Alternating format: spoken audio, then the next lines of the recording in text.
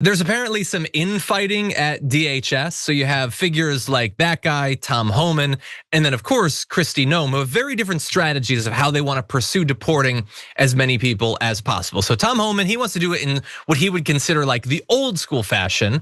And so he wants to use traditional methods, including police research, to develop target lists and to give priority to people with criminal histories, which should not have to be a thing that you say, but just a reminder to everyone that they claim that's what all of this is about. But the factional warfare, they don't all agree that they should be going after the actual criminals. So you might be wondering, okay, so if that's the traditional way, well, what's the non-traditional way? Well, that's Kristi Noem. And what is her priority? What does she care about? Well, she cares about having her little moment, doing her little hype videos, dressing up, getting her hair done and makeup, taking some photos, maybe some TikToks. It's gonna be fun. And so that's what she wants to do. She wants to do these large attention-grabbing operations like have happened in Chicago that are meant to push migrants to self-deport, I guess, because they're so utterly barbaric that people are like, well, I don't want to go through that. I guess I'll just leave willingly or whatever.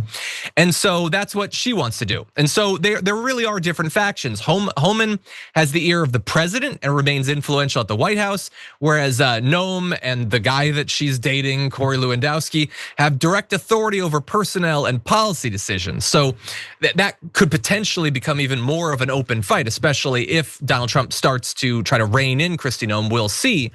But her tactics are not necessarily getting to the numbers that Donald Trump or the guy who's actually in charge, Stephen Miller, want to see.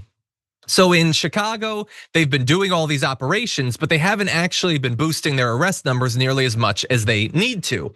As of late October, ICE and Customs and Border Protection have made 3,000 arrests in Chicago over 2 months.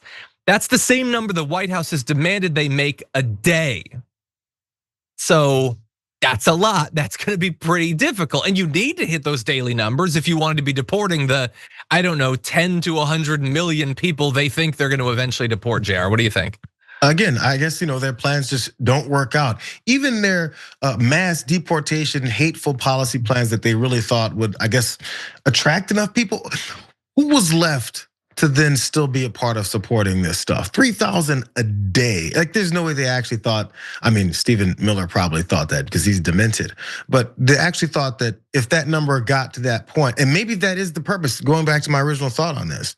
If you're going that hardcore on it, you're going after so many vulnerable, normal folks in this country that the fight would have to be had in the streets. It would be constant. Like they're already trying to get there. But I guess the incentive base is enough. I guess those pullback of those incentives that they dangled in front of these idiots, these Proud Boys faces that before they recruited them over there, it just wasn't enough. Maybe they're running out of gas. Maybe their fat guts don't allow them to run and chase down people enough and they just can't keep up.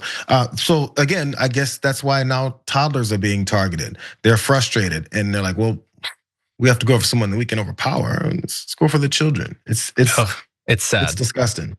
It is.